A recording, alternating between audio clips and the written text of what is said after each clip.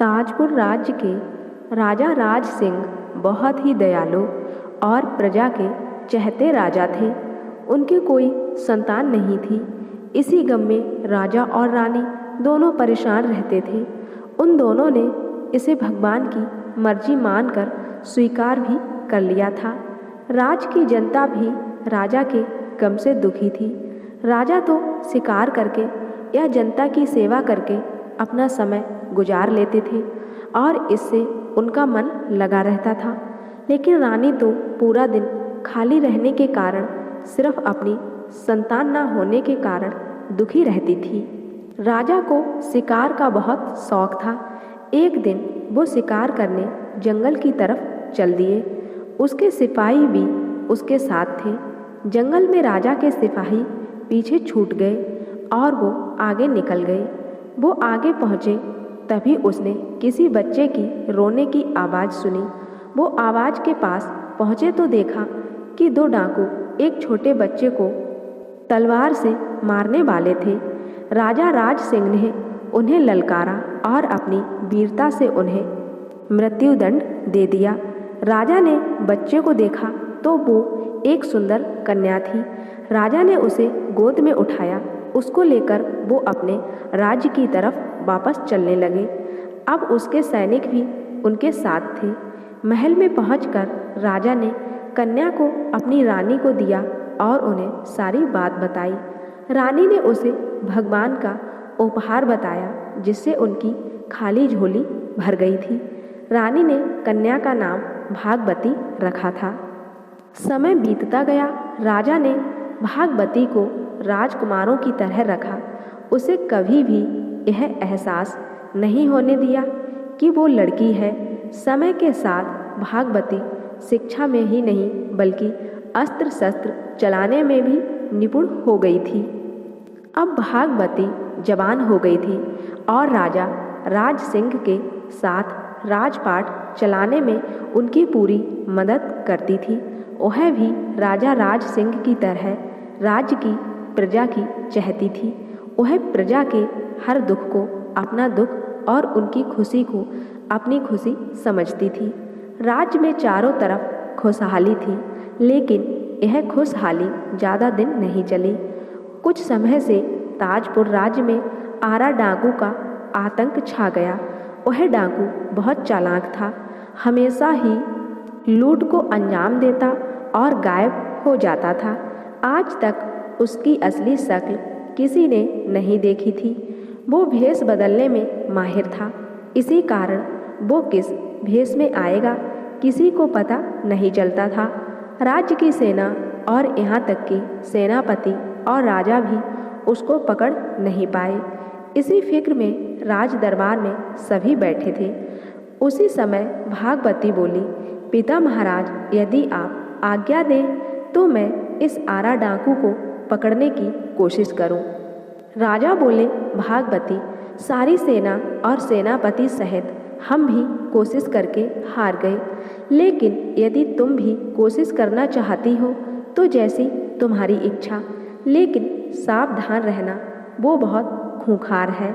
भागवती ने उन्हें धन्यवाद कहा और उनकी आज्ञा लेकर वह दरबार से बाहर निकल गई। उस रात भागवती ने एक मर्द का भेष बनाया और राज्य में घूमने लगी। वह हर जगह घूम रही थी।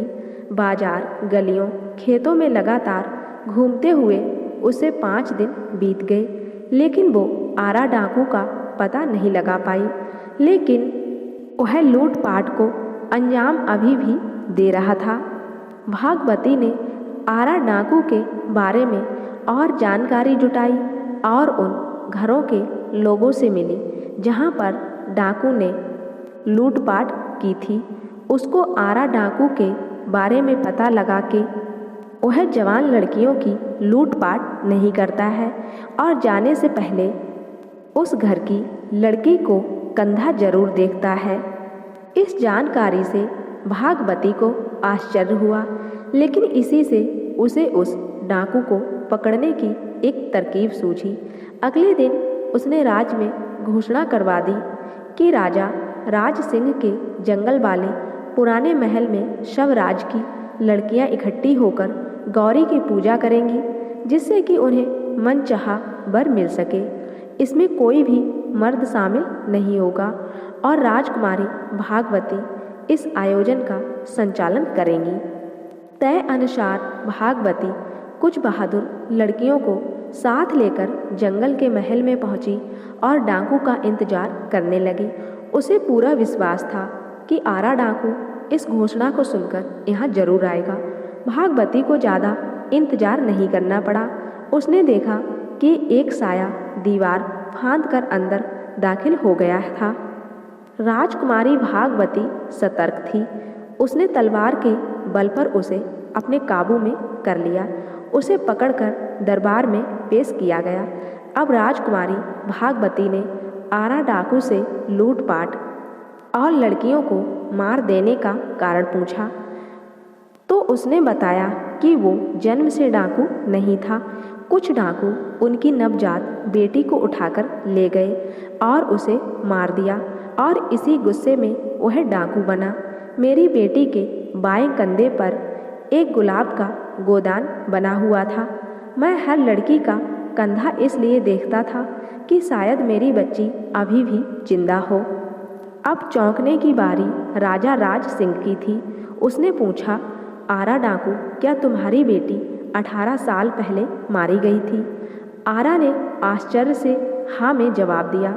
राजा बोला, आरा, तुम्हारी बेटी जिंदा है और जिसने तुम्हें पकड़ा है वह राजकुमारी भागवती ही तुम्हारी बेटी है। राजा ने उसे सारी बात बताई कि किस तरह उसने उस छोटी लड़की को बचाया था। अब आरा डाकू के चेहरे पर मिश्रित भाव थे। उधर राजकुमारी भागवती आश्चर्यचकित थी कि पिता महाराज ने उसे आज तक इस बात का एहसास नहीं होने दिया था कि वो उनकी बेटी नहीं है। भागवती भागकर राजा के गले लग गई। राजा बोले, आरा, हम भागवती को तो तुम्हें देंगे नहीं और आज से तुम एक गलत काम छोड़ दो और अपने किए का पश्चाताप करो। आरा ने कहा, जब मेरी बेटी जिंदा है तो मैं एक काम छोड़ता हूँ और मैं यही सोचकर खुश हूँ कि वो अब राजकुमारी है। आरा डाकू अब सन्यासी बन गया था और राजा राज सिंह ने उसे अपने महल के मंदिर की देखभाल का जिम्मा दे दिया था। पूरी प्रजा और सारे दरबारियों ने भागवती के साहस और बुद्धि की प्रशंसा की। दोस्तों, अगर हम अपने जीवन में बहुत सारी गलतियां करते हैं और अगर उन गलतियों का पश्चाताप कर लिया जाए तो वो गलतियां नहीं रह जाती हैं। दोस्तों, यह कहानी कैसी लगी हमें कमेंट करके ज़रूर बताएं और कहानी अच्छी लगी हो तो मेरे चैनल को सब्सक्राइब ज़रूर कर देना।